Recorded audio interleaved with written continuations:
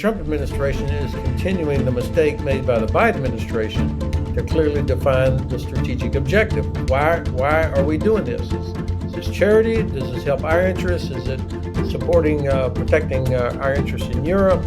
Why are we doing it? How do we want it to end?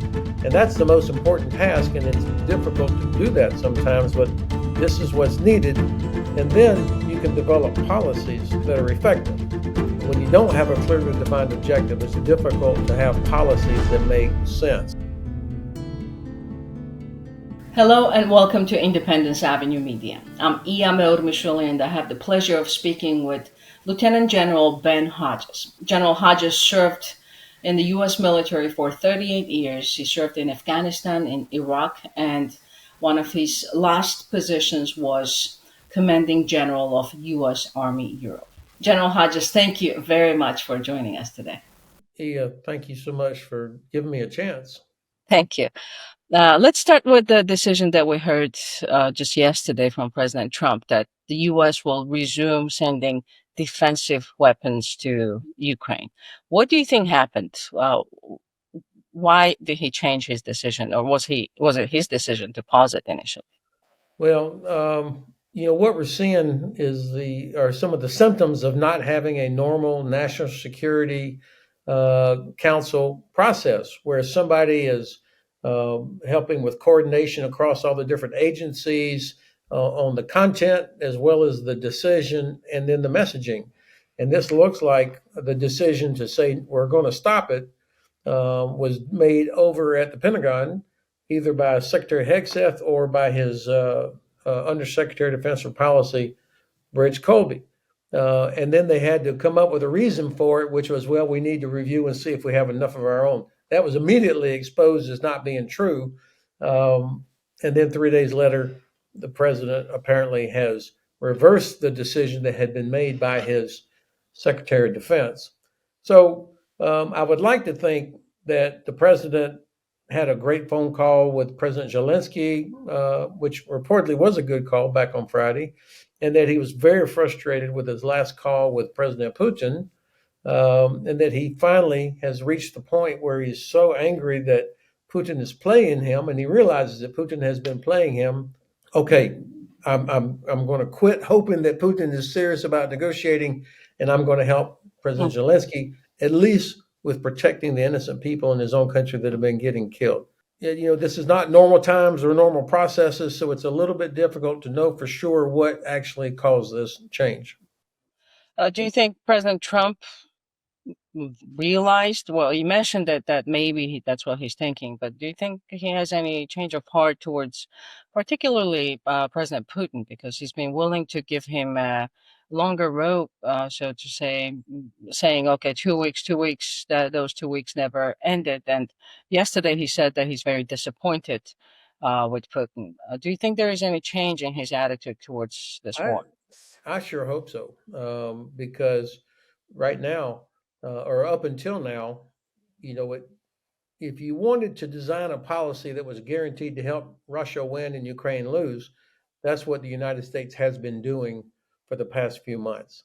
And Putin could see that, of course, that we didn't have a clever approach to the negotiations, and he's demonstrated his lack of respect for the United States and for the president by it's like almost every time there's a phone call that night, the Russians launch hundreds of drones against Ukrainian cities. I mean, so clearly they have no interest in actual negotiations, but they've been happy to allow President Trump to kind of nurse the idea that maybe there is a way to get to negotiations.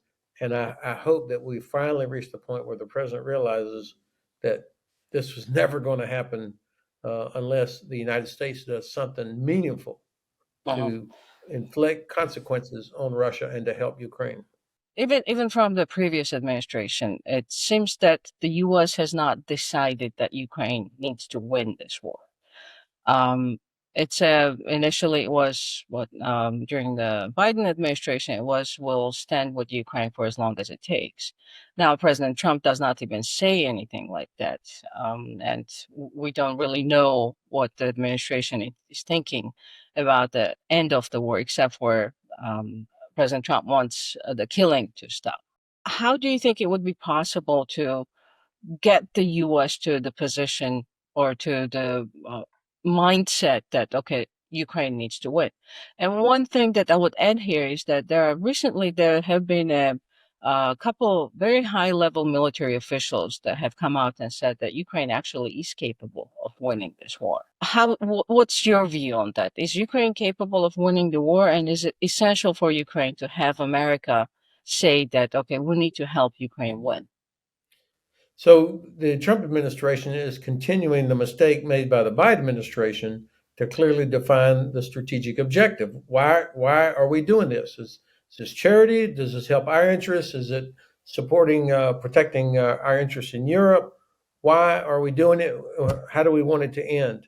And that's the most important task, and it's difficult to do that sometimes, but this is what's needed. And then you can develop policies that are effective.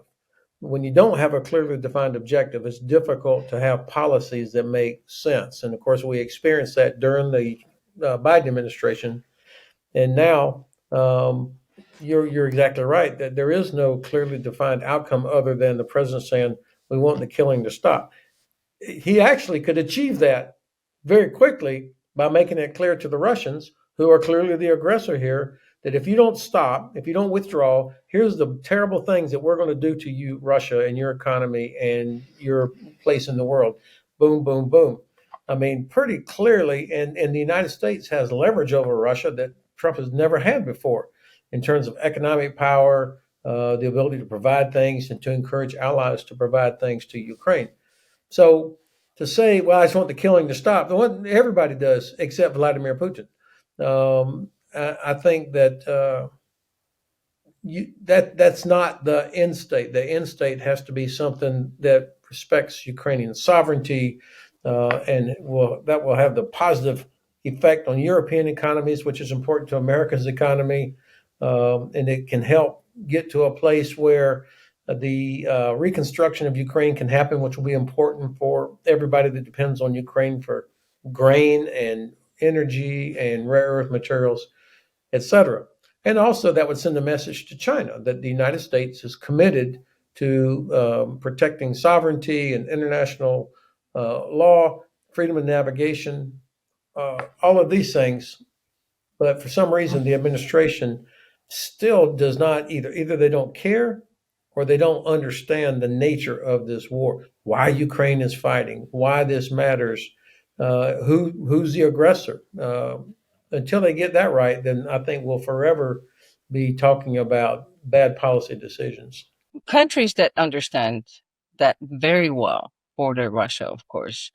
Um, the Baltic states, Poland, of course, the rest of the uh, sort of western borders of Russia. So there is an assessment, intelligence assessment of a few countries, Nordic countries as well as the Balts, came out saying that Russia is building up its force presence near their border, near NATO's borders, and there is potentially some sort of testing of NATO's will that could be coming up in a few years. What do you think about that? Is Russia? Are we at that stage when Russia might test NATO at some point? Well, of course, they are testing us right now with their constant disruption and destruction of underwater infrastructure in the Baltic Sea, violations of airspace, these illegal shadow fleet vessels exporting oil out through the Baltic Sea as well as the Black Sea.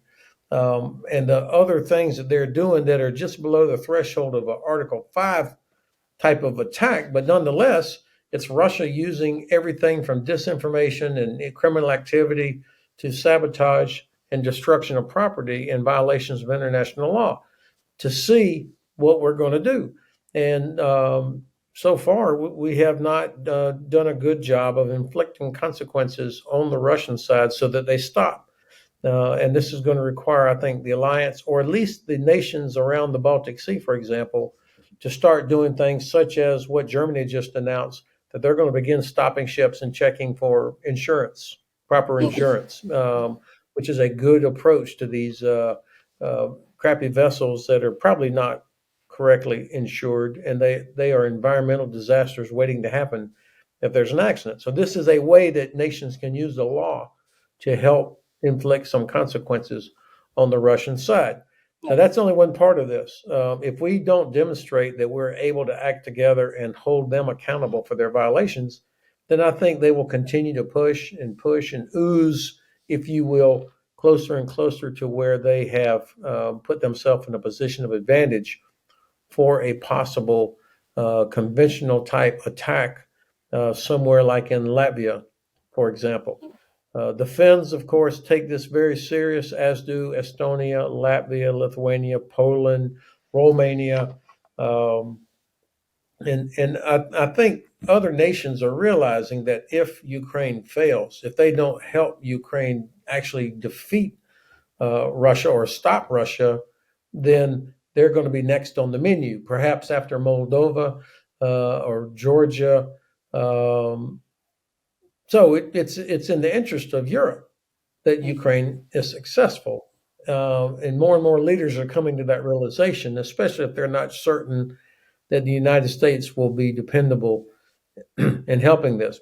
Now, you asked me something earlier, and I failed to answer it, but I just reminded myself that yes, Ukraine can still win, and I was impressed by the new SACEUR, General Grinkovich, who understandably goes by the call sign Grinch. When he was asked during his confirmation hearing, can Ukraine win? And he said yes.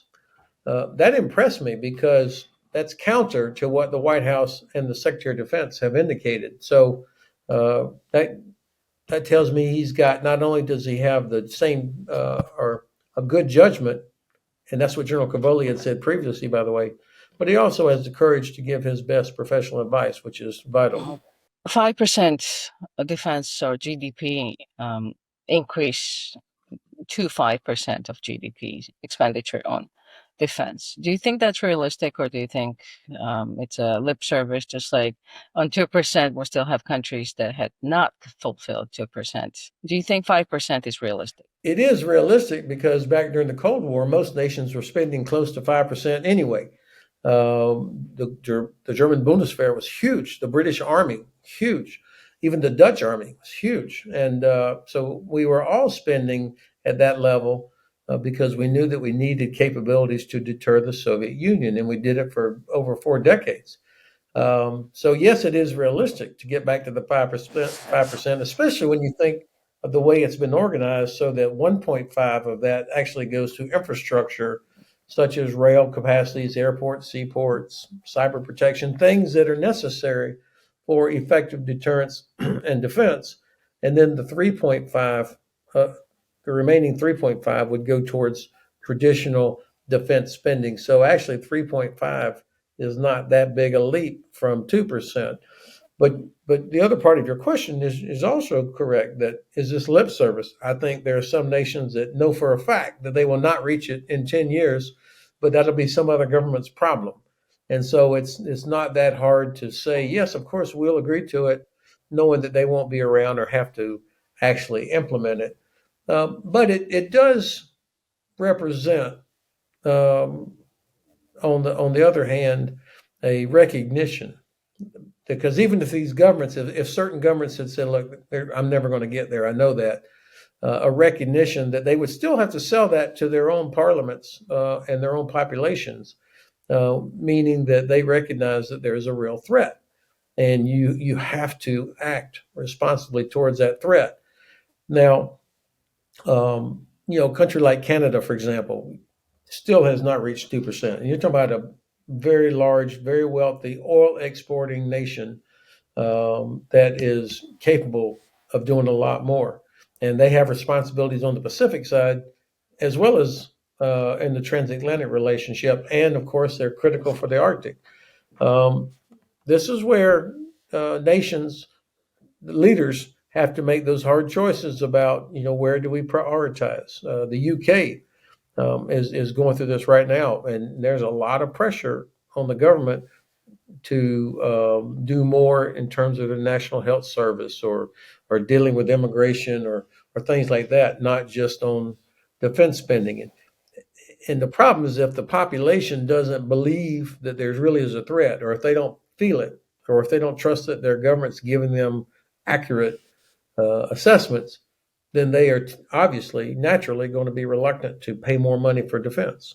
In the context of Ukraine being able to win this war, how do you assess their asymmetric capabilities that they've just brilliantly demonstrated not too long ago? I think that Ukraine is continues to get better with each passing week in terms of their own defense industry, their technology, their ability to strike targets deep inside Russia. I mean, they've made it clear that there is no safe space anywhere inside Russia. Uh, where they are having challenges, of course, they don't have enough air defense to protect their own people against these Russian attacks that happen every night. And they have not yet figured out how to effectively counter the different types of drones that Russia is using. It seems like there's a newer version of Shahid that is very, very difficult to stop because of the speed and some of the other characteristics of these newer versions of drones. So figuring out how did they stop that, and I'm a big believer in what General Breedlove calls kill the archer instead of intercepting all the arrows. I think the Ukrainians, while trying to protect their population, we're going to see more and more attacks on the factories that produce drones and missiles, more attacks on the defense industry, and as well as on the various places from which the Russians are launching these attacks. This is going to be very hard, and it's why getting air defense capabilities to them is, I think, at the top of their list for what they need. Chancellor Merz was very energetic and very vocal about Ukraine a couple months ago, even before he was elected as chancellor later on. But we have not really seen much action. And in particular, I'm talking about Tauruses and providing Ukraine some of the essential weapons that they require. Where do you think Germany, since you're based in Germany, what's your view on Germany and German involvement in this bigger goal of helping Ukraine win? Well, I think the Chancellor Merz is serious about what he has said about helping Ukraine as much as possible. But of course, he leads a coalition government that has significant challenges in terms of the opposition as well as holding together the coalition. And his coalition partner, has a left wing to it that has been very anti-Ukraine, or at least anti getting involved. And so he's got to do what every leader of a coalition government has to do, is to figure out how to accomplish the objectives without losing the coalition. So I think he's looking for ways, for example, to help Ukraine with its long range precision strike capability that might, whether that's newer and larger drones or other capabilities. Taurus, there's been so much talk about Taurus, and I wish he would deliver hundreds of them today. But that has almost become it's been talked about so much, it's almost become a thing that you can't get across the goal line, and so maybe he's looking for other ways to help. But no, I take the Germans very seriously. Almost not all, but I would say the vast majority of Germans with whom I speak uh, are sympathetic to Ukraine. They also understand that if Ukraine fails, Germany will pay an enormous price in terms of refugees that would be headed straight into Germany. General Hodges, thank you so much for your time and for your thoughts. I appreciate you joining us today. Well, thanks for the opportunity, and I love your new program and the name Independence Avenue. That's very cool. Thank you. Thank you very much.